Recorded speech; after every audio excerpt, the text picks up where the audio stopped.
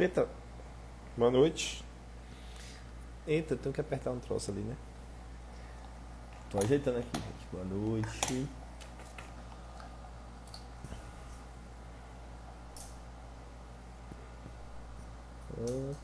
Aham. Não pode cair. Eu acho que foi, ó. Deixa os cabelos.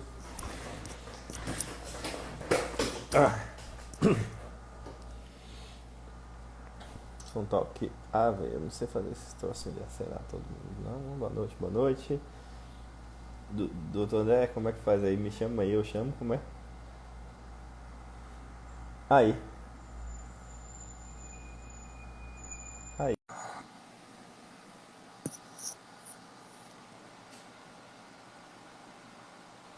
Boa noite, boa noite. E aí, Boa. doutor? E aí, tudo certo? Tudo em ordem? Como é que tá a sala aí do lado? Tudo bem. Rapaz, esse negócio de fazer live do escritório é bom que fica produtivo aqui, resolvi um bocado de processo, não perdi tempo com o trânsito, gostei disso aí, viu? Acho que os outros vão fazer assim, toda segunda Otimiza. agora, né? Otimiza bastante. Boa noite a todos aí. Regiane, tudo bom? É, vamos lá. A gente vai falar de quê mesmo? A gente vai falar de banco, né? Vamos falar de De, banco e previdência. esse é o quarto, a gente teve essa ideia aí com o Felipe, que cuida aqui do meu Instagram. Eu já fiz. Acho que a primeira, nem lembro, mas acho que a primeira foi com o Vinícius, né? Fiz com o Vinícius, fiz com. Depois com. Fiz com o Vinícius falando também a questão de consumidor, mas falando muito mais voltada para as questões dos consignados, né? Tentando sempre trazer temas que conversassem, dialogassem com o direito previdenciário, porém que não fosse aquela coisa só previdência pura, porque previdência mexe com tudo. Costumo dizer que previdência é bem completo, mexe com família, que você vai falar de pensão, mexe com questões de banco, no recebimento, mexe com questões tributárias nas contribuições previdenciárias, tanto que fiz também com o Dr. Rafael Lessa, que é amigo de longas datas, da época de colégio, eu, Vinícius Lessa, e agora, vamos fazer agora com o Dr. André Paraíso, o André que é cria do escritório, né não? Exato. Primeira geração. Primeira geração do escritório, cria nossa, minha de Vinícius aí. Então, doutor André, se prepare que hoje eu vou aproveitar e fazer tipo uma sabatina mesmo, ver se tá afiado. Vamos lá. Não é não?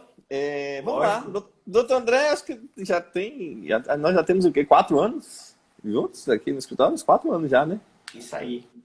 Tá Rapaz, perto já, chegou, na verdade. chegou que não sabia nem o que era uma petição. Não é pra tanto. Mas, brincadeiras à parte, é um excelente profissional, acho que está com a gente aqui, acho que é dos mais antigos do escritório, né? Nosso escritório tem uns 10 anos, mas era bem pequenininho, era só.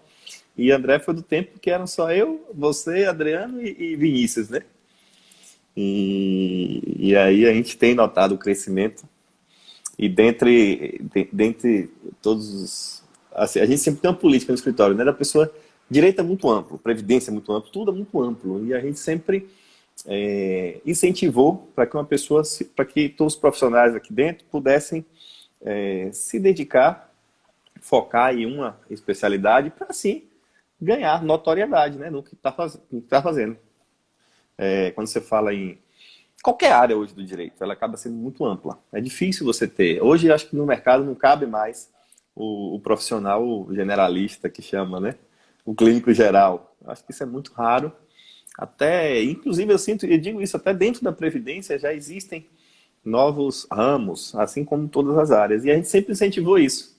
E doutor André, ele sempre teve um apreço, ele que queria ir para São Paulo, trabalhar com o empresarial, então ele sempre teve apreço com essa parte de empresa, comércio, bancos, essas coisas. Então ele trilhou esse caminho mesmo do direito bancário, né, doutor?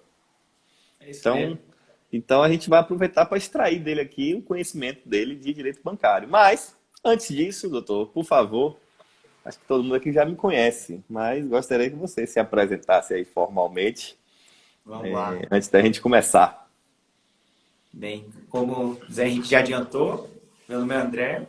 Trabalho aqui no escritório já há quase 4 anos. Vai fazer agora em outubro. E aí a gente está, depois de muita briga entre eles, acabei optando por essa área aí. Depois de muita insistência por escolher uma área, acabei optando pela área de direito bancário. E aí é isso, a gente está aqui, eu faço essa parte aqui no escritório, a gente, para somar, para criar essas discussões novas. E hoje vim aqui para tirar algumas dúvidas aí atreladas ao meu setor e o direito previdenciário, que é o foco principal aí desse Instagram.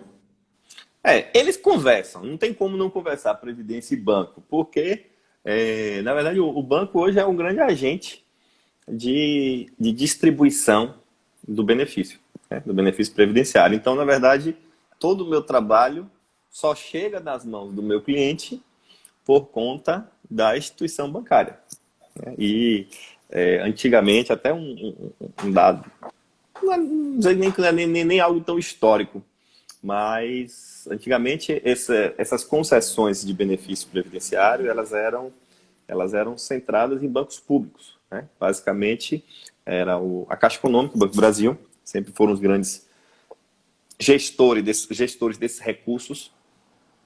Porém, de um tempo para cá, o Bradesco entrou na linha, porque todos nós sabemos, né, que é sempre processos de licitação, são processos licitatórios. Então, antigamente eram fechados para instituições realmente vinculadas ao poder público, que tinham capital público, e de um tempo para cá, acredito que uns 15 anos, foram que novas instituições começaram a participar. O Bradesco começou a participar e, atualmente, inclusive, até mesmo financeiras entraram nessa concorrência. E não acho nada de ilícito, contanto que a prestação chegue até, de preferência, ao meu cliente, mas que a todos os segurados da Previdência Social, certo? E por conta disso, independente da instituição bancária, que vá, seja ela ainda de direito público, seja ela um Banco Brasil, uma Caixa Econômica, hoje um banco que está com muito benefício, doutor, não sei se você tem essa, acho que essa prática é mais minha, né, de saber. A Crefisa, recentemente, ela entrou muito forte nessa concorrência de concessão de benefício, né, de gerir. E muitas coisas, muitas irregularidades acontecem. E sejam elas no banco público ou particular. E o intuito nosso aqui é justamente Esclarecer, né? tentar esclarecer, né, para os ouvintes, não, estou esquecendo, parece que eu estou na rádio, esqueci, para as pessoas que estão aqui nos assistindo, nos vendo, e também até para colegas que possam despertar isso como um ramo de direito. Isso aí você que vai saber melhor do que eu as irregularidades que possam gerar demandas. Porque quando acontece aqui no escritório, a minha obrigação é conceder o benefício até o meu cliente, meu nobre. Depois que o meu cliente já tem o seu benefício concedido, aí vai para as mãos. Quando é consignado, falamos aqui na live passada, na live retrasada, doutor Vinícius normalmente atende essa questão. Quando é contribuição, eu vejo com o doutor Rafael, precatórios, essas coisas. Mas quando acontecem problemas no recebimento, aí a autoridade aqui no escritório chama-se doutor André Paraíso. Não é não, Paraíso? É. E vamos lá. Diga. Até para aproximar o pessoal também, como minha área é muito nova, eu sempre tenho que acabar fazendo a introdução, né? Sim, sim. Mas, assim, o direito bancário visa regularizar todas essas participações do banco em alguns processos. Trazendo para o universo da Previdência, que é ao que eu fui convidado hoje, qual é a questão? Especialmente os casos agora que tem surgido aqui, que tem muita dúvida, até por parte dos aposentados, que é essa questão desse cartão que recebe o benefício. Que muita gente acha que é um cartão completo, e não é, ele tem algumas restrições. Então é sempre bom vir esclarecer, e aí a gente está aqui para isso. E também tirar dúvidas, né? Quem tiver dúvidas pode deixar aí nos comentários, na caixa de perguntas também, que aí a gente vai respondendo. Pronto. Ó, o pessoal do escritório aí em peso. Ou Também já estou seja, vendo aqui. esse mês o RH não vai ter trabalho, né? Vamos lá. Doutor André, pronto. Já que você já me disse aí deu um norte, já vou começar lhe perguntando e você vai me responder. Vou lhe perguntar, obviamente, são problemas práticos que normalmente meus clientes me perguntam. De cara, saiu o benefício aqui do meu cliente e foi para uma determinada instituição bancária. Eu posso essa instituição bancária, eu não escolhi, obviamente, né? Foi um processo de licitação, mas eu estou vinculado a essa instituição para o resto da vida. Eu já tenho uma conta no banco. Normalmente, meus clientes são idosos. Eu tenho uma pessoa que tem Sim. 65 anos, só tem na Caixa Econômica, porque é Caixa Econômica, é o banco, né? Ou Banco do Brasil ou Bradesco. Na prática, os idosos costumam trabalhar com essas três Até por instituições conta da bancárias. localidade, né? Tem isso também, né? Tem Culturalmente, lugares que só tem essas agências. exatamente. E aí, saiu na Crefisa, saiu no Itaú, saiu, sei lá, em qualquer instituição bancária. Eu posso trocar, não posso trocar? Como é que funciona isso? Vamos lá, boa pergunta. Na verdade, é sempre bom esclarecer isso, porque o benefício nem sempre é voltado para a conta que a pessoa já tem. E muita gente acha que é assim. Então, o que acontece? Por exemplo, às vezes você até tem uma conta na Caixa, ou no Bradesco, ou em um banco específico, ou no Banco do Brasil. Só que aí o benefício, apesar de sair na mesma instituição, não é na mesma conta. Então é bom saber disso, porque às vezes as pessoas acham que automaticamente porque caiu no Itaú, ou melhor, no banco que a pessoa já tem, já quer dizer que vai receber naquela conta que já tem costume de receber. Não é. O que geralmente acontece é que é aberta uma nova conta, independente da instituição, ou seja, sendo a pessoa correntista dessa instituição ou não, independente disso, é aberta uma conta onde vai cair o benefício. Essa que Então, é, a conta que é a exclusiva. fundamentação, né? Então, a conta é exclusiva para isso. Isso, é exclusiva para isso. E aí, às vezes, a pessoa fala, não, mas eu tenho conta nesse banco. Mas não é a mesma coisa. Então, assim, se vier acontecer isso, é bom primeiro certificar com o banco qual é mesmo esses dados, pegar esses dados bancários e você pode solicitar que esse benefício deixe de receber nessa conta X que foi sorteada para que passe a receber na sua própria conta. Para você não ter esse trabalho de ter que ir lá tirar, jogar para outra conta. Ainda que hoje tem essas questões digitais, mas aposentado, no geral, tem uma certa dificuldade com esse tipo Sim, sim. de manuseio, né? Então, o ideal mesmo é isso, é que caminhar para tudo ficar centralizado numa conta só por questão de praticidade. Entendi. Então, pronto. Agora, já que você já me disse isso, eu já vou puxar para uma outra pergunta, que eu estou curioso. Me diga uma coisa. Então, o INSS abre uma conta para mim, sem que eu escolha, e eu sou obrigado, toda instituição bancária vai ter uma conta, vai ter custo, vai pagar por isso. Então, eu sou obrigado a Sim, pagar os custos dessa conta bancária que eu tenho boa para receber meu pergunta. benefício? Boa pergunta. Essa questão também é recorrente, aparece muito, mas também é bom explicar. Essa conta onde o benefício é depositado não incide juros, taxas, nada. Ela é apenas para recebimento desse valor e para visando também dar uma maior segurança ao aposentado. Então, o que a INSS passou a fazer? Eles desenvolveram um cartão magnético que parece só cartão de banco, mas não é igual, tem um mecanismo diferente. E aí você, com esse cartão, você pode retirar o valor dessa conta. Pode até fazer débito, que é uma novidade que tem muita gente que nem sabe, mas pode fazer débito. Mas é só isso. O que é que geralmente as pessoas falam? Não, agora eu tenho um cartão, e aí eu tenho conta, eu tenho crédito, e não é isso. É apenas o cartão para você sacar, ou de uma vez ou parcelado, ou debitar aquela conta em cima daquele valor que você tem vai receber, e só. Caso você queira fazer essa questão da conta vir a ter esse caráter de conta corrente, vamos dizer assim, como a gente costuma ter, ou até um outro tipo de conta, aí você tem que pedir isso, solicitar isso. Mas, de antemão, quando ela chega para você através desse mecanismo do benefício, é apenas uma conta para recebimento de benefício. Não tem caráter nenhum bancário. Então, essa parte de tributação, de tarifação, não incide. Sim, sim. Ah, então, mas na prática nós sabemos que de vez em quando incide, né? Então, Incide. É quando sempre bom lembrar. é isso, quando o segurado se atenta a uma situação dessa, de antemão, obviamente, nós sabemos que a cobrança é ilícita, né? Como já foi dito, mas para o seu cliente, que na verdade já deixa de ser meu cliente, passa a ser seu É cliente, nosso. nós só temos essa possibilidade realmente de declarar a nulidade dessa questão, ou existe na jurisprudência, principalmente aqui no nosso tribunal ridículo e arcaico, né, a possibilidade de reverter isso em alguma indenização para Não, esse segurado? isso é uma boa questão também, que é um ponto, né? O que acontece? As pessoas que recebem esse benefício devem ficar atentas, né, a essa conta. Primeiro, por aquela situação que o Vinícius já apresentou, que é o caso do empréstimo não solicitado, que muitas vezes acontece. Segundo ponto é esse, analisar a sua conta mesmo. Pega de vez em quando, olha, dá uma olhada na conta detalhada, no extrato, vê se Pacote realmente não cesta está básica excedendo de tarifa. serviços, R$19,90. Pode? Isso. Não, aí você vai olhar e falar, não, mas essa conta aqui minha, eu tenho direito só para receber benefício, não é para estar descontando nada.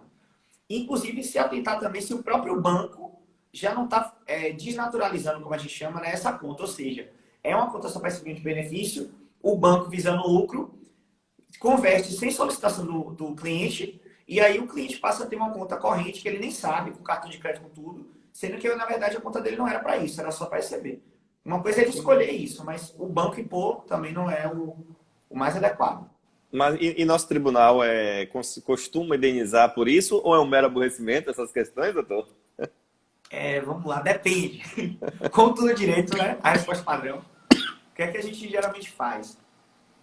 O cliente tem que trazer provas, né? Constituir documentos para corroborar com o que ele está alegando. Então, ok, juntar os extratos, provar que essa conta tem um caráter só de benefício, que isso é fácil, até a questão dos dados do próprio INSS que informam qual é o caráter dessa conta. Pegar esses extratos que realmente tiverem esses descontos. Aí o advogado vai reunir essas provas, pedir a restituição, porque é devido, já que essa conta não é para ter desconto, e o dano moral, que é o problema, pelo menos com o nosso tribunal aqui, porque eles conseguem tudo, eles acham que é mero aborrecimento, mas aí a gente insiste. Pô, e agora, né? Até o que a gente abordou, acho que foi abordado até na questão, na live passada até, acho que por ser o mesmo público, a questão da hipervulnerabilidade, né? Você pega uma pessoa de 70, Sim. 80 anos, não lembro, aí é com vocês dois, aí com você e com o Vinícius, mas você pode alegar essa questão para tentar descaracterizar essa questão do mero aborrecimento e tentar uma indenização, que é o justo, né? Que é o Sim, justo. sim. Eu sempre brinco que eu gosto de utilizar, quando eu fazia, né? Hoje não faço mais, mas sempre gostava de utilizar. Os bancos, eles emitem trimestralmente os seus lucros, né? Seus balanços. Então, na hora de fazer um recurso, algo assim, eu sempre utilizava não sei se vocês utilizam isso aí, mas eu sempre utilizava, olha, Banco Bradesco, Faturamento, né? faturamento de tanto, e você acha que é um mero aborrecimento tirar R$ 9,90, R$19,90 de um segurado. Mas imagine quantos milhões de Isso. benefícios são A feitos margem por é que eles aquele. fazem isso. Exatamente, e muitos deixam para lá. Então, assim, tem um caráter, não só o caráter da questão, tem um caráter punitivo, pedagógico da pena, né? Do dano moral, quer dizer. Sim. Sim. E isso aí é bacana. Eu sempre gostava de utilizar essa linha. Mas vamos lá. Vamos ver mais perguntas Agora, aqui Gerson, sobre. deixa eu aproveitar para fazer um adendo, que é uma questão que eu acho que eu vejo muito acontecendo na prática. Até que agora eu estou com o olho mais treinado para ver essa coisa no dia a dia no banco, que é o quê? Um alerta também, porque os aposentados costumam também colocar senhas muito fáceis. E aí esse cartão específico que recebe o benefício, como é só de saque, é bom os clientes terem um certo cuidado. Evitar senha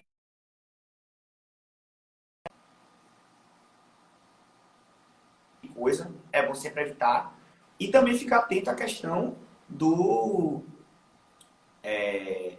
de onde vai sacar, né? Então procurar ir para um lugar com grande movimentação, procurar o funcionário do banco, que tem muita gente também que vai ainda, por incrível que pareça, vai no banco, procura qualquer um na fila e pede ajuda. Então não, procura a pessoa específica que tem lá, que tá toda fardada, tá representada lá para dar as orientações. Fatalmente o segurado ele precisa do banco, né? E o banco acaba cometendo essas arbitrariedades com taxas. E aí você puxou um ponto realmente que acontece muito com os segurados. Foi até uma pergunta aqui do escritório, não sei se eu tenho uma pergunta certa, mas eu vou tentar formular. Quando o pessoal aqui do escritório soube do tema, que foi a Laina, que ela perguntou até sobre uma novidade que vem dos bancos e que eu não sei se está acontecendo com os segurados da Previdência, é a questão dos cartões por aproximação. Sobre a responsabilidade disso, porque você pega um segurado, um cliente, né, do banco, que de forma geral, ele já é vulnerável. Normalmente são pessoas Sim. idosas. E aí você entrega a ele um cartão que já tem com essa questão da aproximação, que ele às vezes não tem costume, aí perde, enfim, não sei. Já é pior do que aquela questão que o idoso ele tem a mania de botar a senha no papelzinho guardado junto com o cartão. Assim ver. Mas não é nem assim, tá anotado, né? E agora não é nem assim. Agora a questão de um banco mesmo não precisa nem de senha.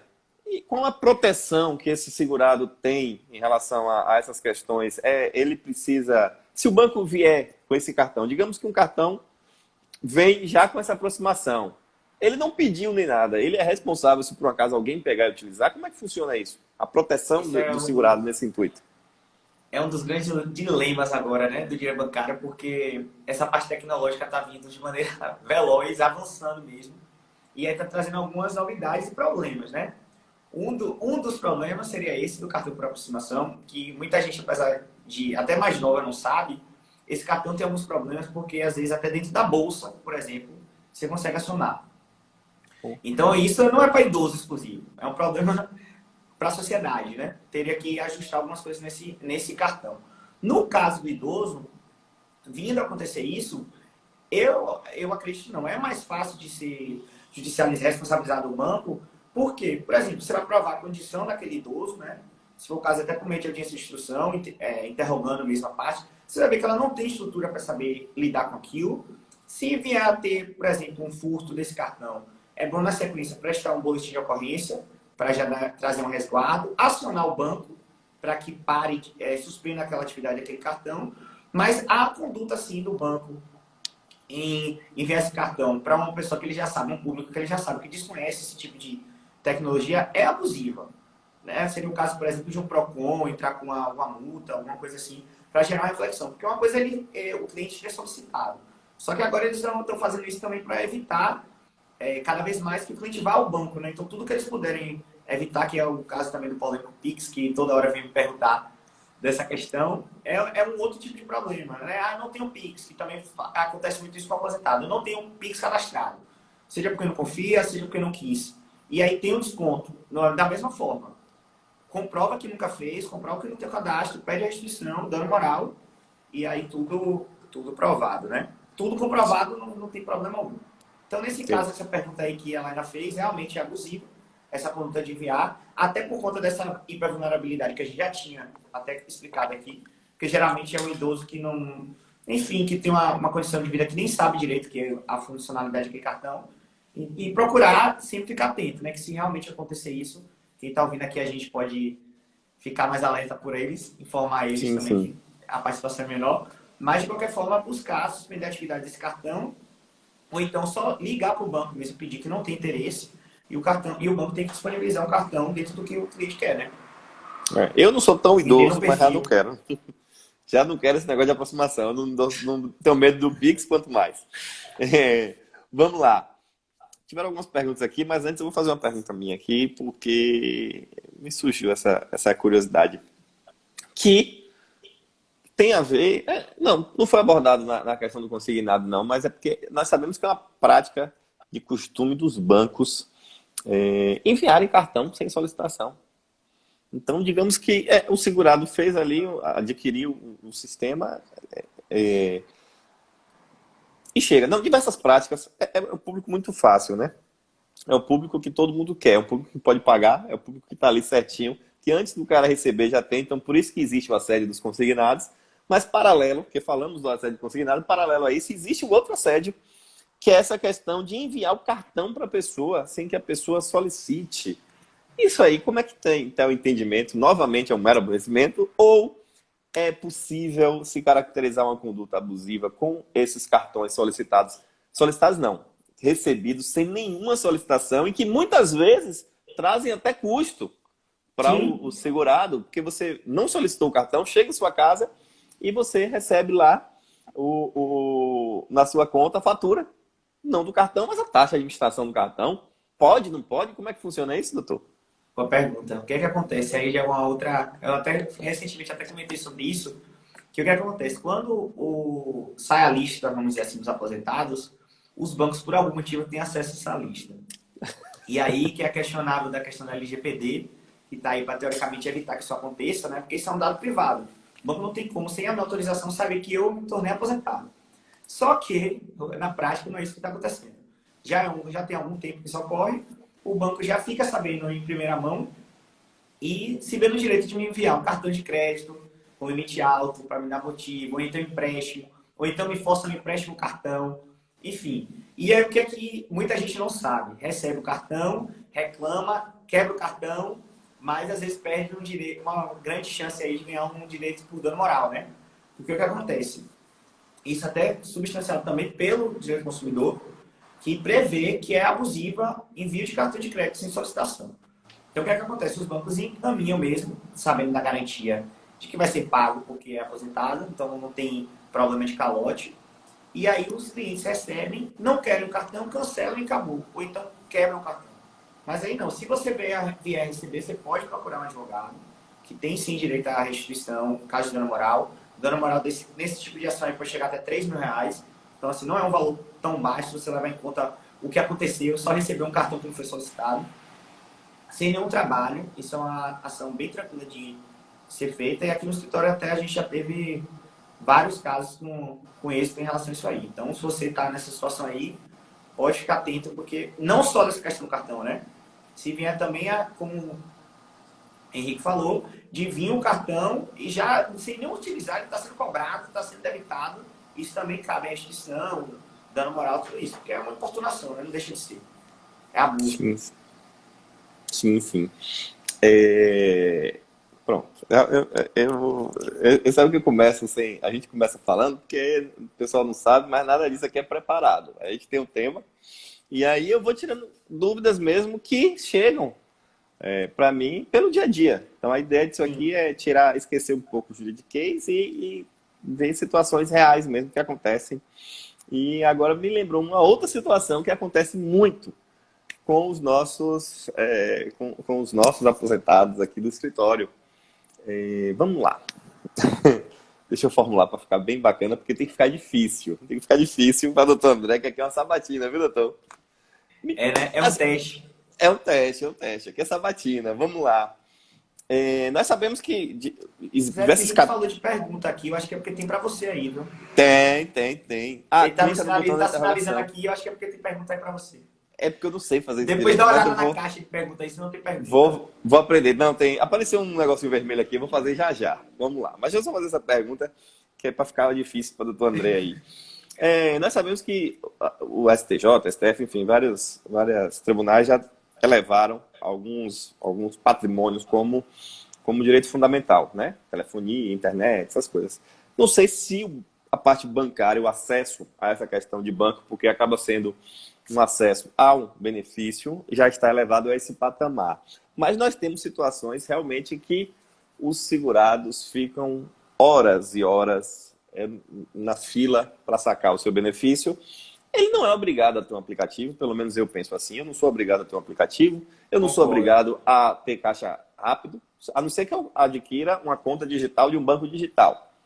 Mas se eu quiser um atendimento no caixa, eu tenho que me deparar com longas filas de 3 horas, maiores que as filas da vacinação de hoje aqui da Covid, da Covid, que foram 2 horas para o pessoal se vacinar.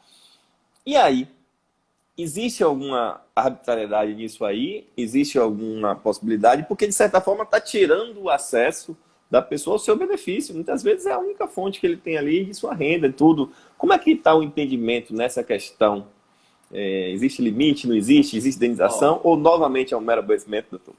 Essa é também polêmica.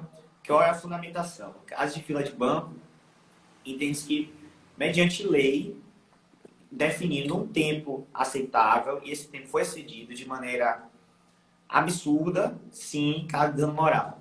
Mas o que é isso nesse tempo? Porque, assim, aqui em Feira, especificamente, tem uma lei municipal que diz que o tempo que eles consideram abusivo é a partir de 15 minutos. Só que, judicialmente falando, para juízes em caso de condenação, meia hora não vai, não adianta.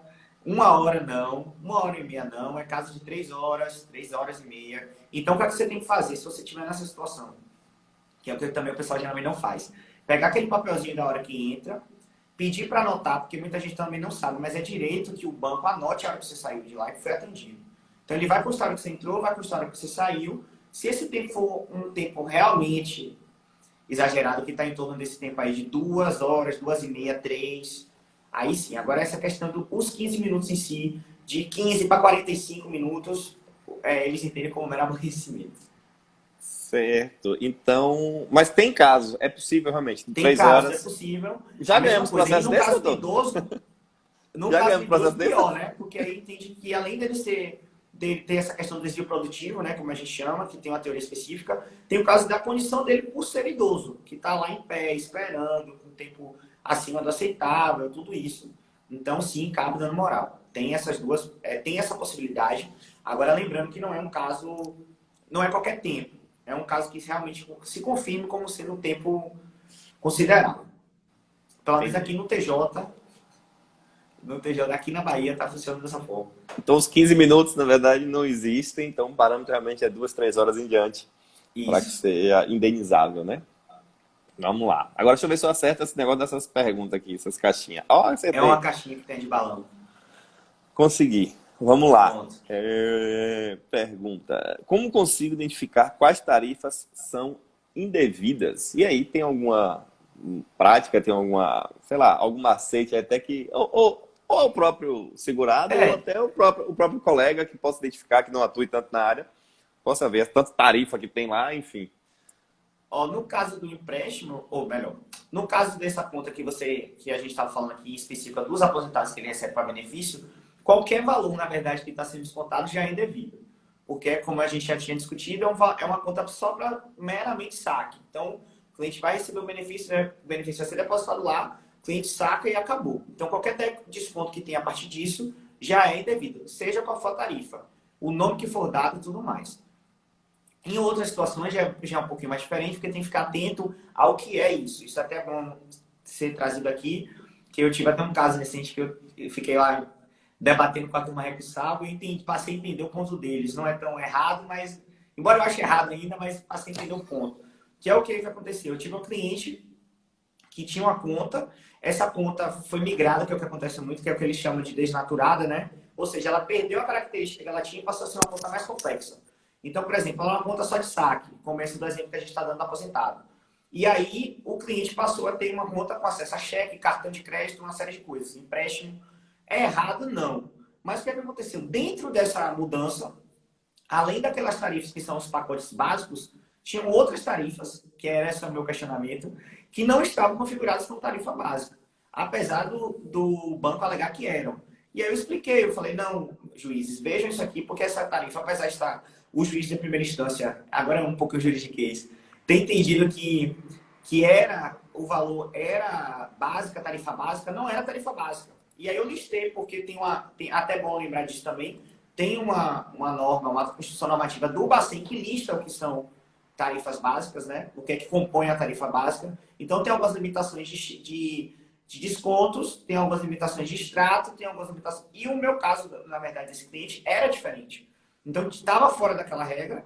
E aí, caso você se depara com essa situação, o que é adequado é isso, é olhar nessa instrução normativa do Bacen, qual é se preenche ou não esses requisitos, né, da tarifa básica.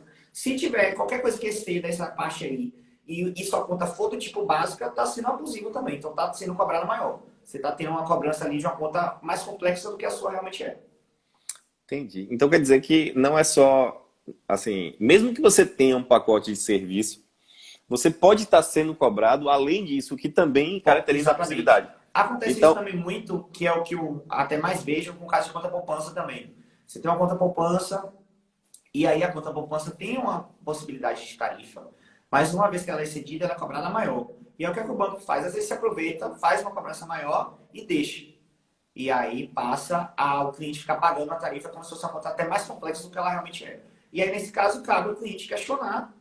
Se não resolver, procurar um PROCON, procurar o Bacen, que é um órgão bem importante também nessa questão de reclamação. E se ainda assim não resolver, judicializar, porque aí, com a força judicial, consegue reverter essa questão da devolução do valor que foi cobrado maior e do dano moral, né? Que é um pouquinho mais complicado, mas sempre vai ser questionado. Tem pergunta aqui.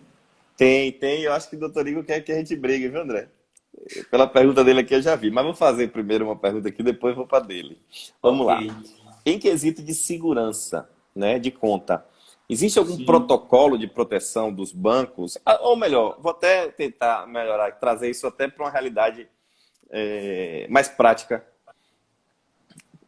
digamos que aconteceu uma fraude, alguma coisa assim. Existe algum protocolo que o cliente precisa tomar, o segurado, né? Precisa tomar, que vai garantir ele, assim como a questão do atraso no banco, trazer a anotação em relação à proteção, se houve uma conduta ou um saque, alguma coisa assim, que ele não identifica como sendo dele. Tem algum protocolo que ele precisa exercer para segurança disso Sim, aí? vamos lá. Essa lei até é recente, com essa lei aí de superendividamento, algumas coisas mudaram, né? Que é esse superendividamento? É que com o tempo, depois de muita luta, os senadores passaram a entender que os bancos estavam usando práticas para superendividar os clientes. O que é isso? Não facilitar a quitação dos débitos, deixar o cliente sempre devendo, devendo, juros sobre juros, juros sobre juros, e isso nunca sendo quitado de verdade. E aí o que aconteceu? Com essa questão com essa lei que saiu agora esse ano, do superendividamento, surgiram possibilidades que facilitem o cliente a quitar seu débito. Dentre elas é essa situação, que é o quê? Por exemplo, antigamente o que acontecia? Você recebia uma fatura, achava que tinha alguma coisa ali que questionava como fraude. E aí você acionava o banco falava, não, você tem que pagar. E aí você tinha que pagar tudo. E o que você não pagava, incidia juros sobre juros. Agora, no caso desse, por exemplo, de fraude, que é o que você acabou de explicar, o que é que você vai fazer? Você aciona o banco e fala, não, ó, essa compra aqui, essas 3 compras aqui eu não reconheço. Isso aqui eu acho que foi fraude. E aí o que é que o banco vai fazer? Ele tem que imediatamente parar de cobrar aquilo ali, analisar o caso, e enquanto estiver em análise daquele caso, seja por meio de contestação administrativa, seja por meio da sua só queixa mesmo, tem que parar de ser cobrado aquilo ali, não vai incidir juros e vai ficar em análise. Então, o que é que o cliente vai fazer? Vai pagar o que ele reconhece, o que não reconhece não vai ter atualização, vai ficar lá parado esperando ser analisado.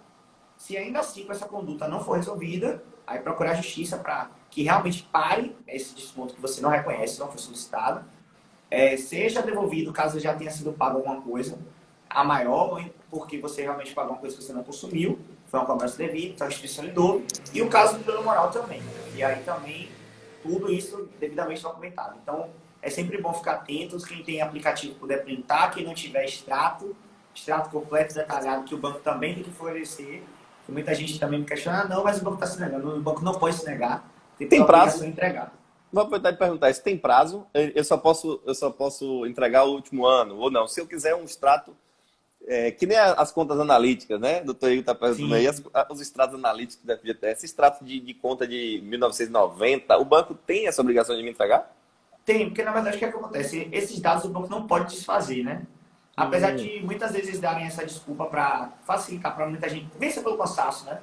Vai falar, não, não tem como, só tem como tirar disso aqui. Não, mas é um direito mesmo, tem que dar. Até eu tive um caso recente de uma cliente que aconteceu exatamente isso. Ela tinha nos últimos 5 anos um desconto que ela não conhecia.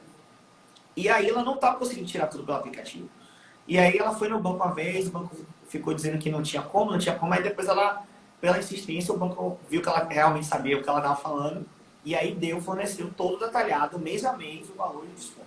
Isso acontece também com o aposentado, por conta de um empréstimo indevido, ou de uma cobrança de tarifa que, desse tipo a gente estava falando aqui, de que é uma tarifa básica, é um plano básico que está sendo cobrado com uma tarifa maior.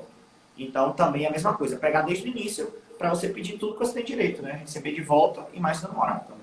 pronto. Antes de começar a nossa briga, já viver essas perguntas aí, eu vou aproveitar e já perguntar logo, né? Que coisas que, inclusive, eu não sei. Eu sempre Sim, falo, eu não tenho, não preciso nem me preocupar com isso, porque, obviamente, eu estou cercado de excelentes profissionais que eu sei que vão saber conduzir, mas as pessoas me perguntam, eu preciso repassar, né? Porque quando o cliente chega aqui no escritório, a gente vai falar, não, fala com o doutor André aqui que ele resolve e tal. Mas, aproveitando o ensejo, da próxima vez eu mesmo já tiro essa dúvida e já passo para você com tudo pronto. Mas o banco insiste em não me entregar. Eu posso mover uma ação baseado somente nessas, não é suposições, mas nesses pedidos, nessas solicitações, ou eu preciso fazer a solicitação, mover uma ação para ter o documento para depois entrar com a ação? Como é que funciona essa parte aí ó, se não processual? realmente for ficar impossível, a gente tem dois caminhos, né? O mais simples, que é tentar, pela questão da inversão do ônus da prova, é alegar que realmente é um dado que está sendo violado, está sendo privado de ter, ou, se não tiver jeito mesmo, mover uma ação, que é a famosa habeas data, e solicitar, não, é um documento meu, eu quero que você forneça. Não tem porque você estar omitindo essa informação. E aí é um pouquinho mais complexo, mas também, se não tiver jeito, vai ter que apelar para o complexo também. Sim, sim. Então, pronto, tem jeito, né? Dá pra gente Tem resolver, né? jeito sempre tem. A justiça está aí Então, para isso. então já vou avisar meus nossos clientes que qualquer coisa vem pra cá que o doutor André resolve. É, vamos lá, antes da gente brigar, que a briga vai ser boa. Que eu tenho uma Vamos lá. opinião, o André tem outra. Mas vamos lá. Você falou aí agora há pouco de desconto, né? Descontos indevidos que não reconhece. Em se tratando de conta de benefício, de um débito de um outro banco, de um débito de uma, sei lá, de qualquer coisa que pode penhorar essa conta do benefício da pessoa? Não pode penhorar? Existe uma proteção? Existe um limite? Como é que funciona isso? Bom também. Essa é uma pergunta que acontece muito. Que as pessoas ficam desesperadas. Não, doutor, mas eu sou aposentado, só tenho essa conta e aí bloquearam a minha conta, estou sem receber nada. É sempre bom lembrar que não pode ter esse bloqueio total. Na verdade, a lei proíbe esse tipo de conduta. Claro que o banco, ou melhor, a justiça deles não sabe, e aí, como é um canal virtual, ele vai achar uma conta vinculada. Vamos explicar primeiro o que é que acontece, né? O que é que acontece? Em alguns casos, a pessoa está devendo, seja lá por que motivo. E aí, faz uma solicitação de restrição vinculada àquele CPF. Então, o que é que vai fazer? Vão procurar no CPF da pessoa contas bancárias que tenham vinculadas àquele CPF. E, às vezes, entre dessas contas que são bloqueadas, está uma conta de apostadoria, por exemplo. E aí, o que acontece é o que a gente chama na justiça de impenhorável, né? Ou seja, não pode sofrer os efeitos, não pode sofrer restrição. Então, se você está nessa situação aí, você pode ter uma restrição, mas não total, que aí ainda assim depende para que lado você está, né, advogando, mas ainda assim essa restrição total não pode. Então, por exemplo, se você aí que é aposentado está tendo uma restrição total do seu valor, seja por empréstimo, que é bom lembrar também que às vezes acontece, seja por excesso de empréstimo, seja porque você não pediu empréstimo, seja por conta de uma ordem judicial, você tem que mover uma ação para que isso seja liberado, porque vai de conta até a sua condição de vida, né? Você vai ficar sem condição de sobreviver. Então é inadequado. A justiça entende que isso não pode acontecer. E aí vai ter um jeito de liberar esse valor, né? Vai ter que restringir esse bloqueio. Eu tive aqui no caso do escritório, que aconteceu isso, era uma conta de apostadoria, ela vivia com aquele valor, estava realmente devendo, e o que a gente fez? A gente pediu para restringir a 30%, que é o que o STJ tem como entendimento que é o aceitável. Então, ficou em 30%, 70% ela fica para ter condição de sobreviver. Entendi. Então, existe um limite dessa questão, né? Sim, sim. Então, pronto. Então, vamos lá. Agora, eu vou lhe perguntar aqui. Não que eu seja a favor ou contra da discussão jurídica, né? Em Sim. que o doutor Igor está atiçando aqui, ó. Em casos de investimento sem prévia autorização. Eu digo isso porque já é um tema que nós já discutimos bastante no escritório. Por isso que eu digo Já. que Casos, tem que ter inclusive. casos, inclusive. Pronto. Em caso de investimento sem a prévia autorização e solicitação do proprietário da conta. Eu vou até ampliar essa pergunta, vou ficar mais. Vá. A gente já bateu a cabeça muito nisso aí. Aí ele perguntou se gera dano moral, mas eu vou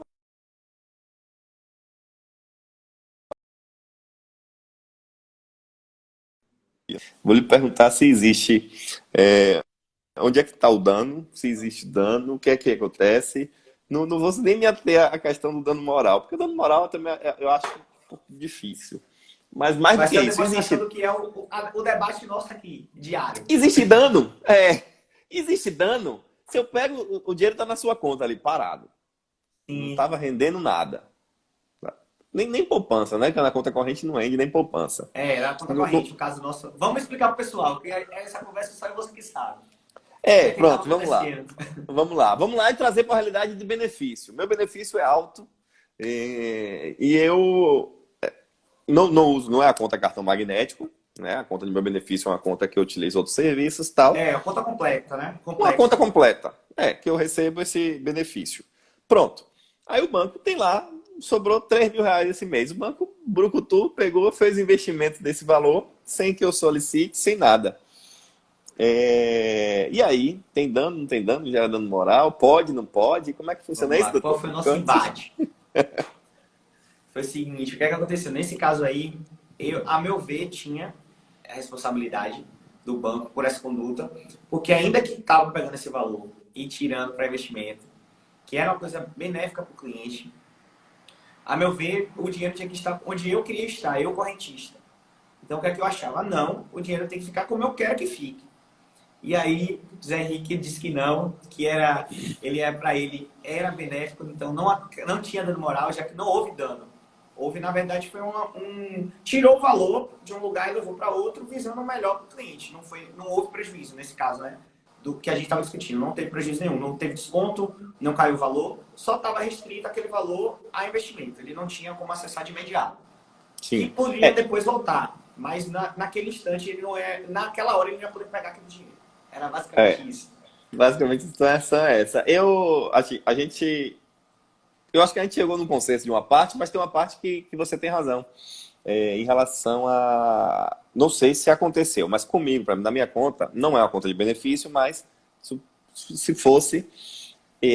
sempre que eu olho minha conta, às vezes dá um desespero, às vezes dá um alívio, né? Às vezes dá um alívio porque tá zerada, não tá negativa. Mas às vezes dá um desespero porque tá zerada e eu sei que... Fechou a conta. Se pagou. Minha conta é sempre zero, minha conta é sempre zero.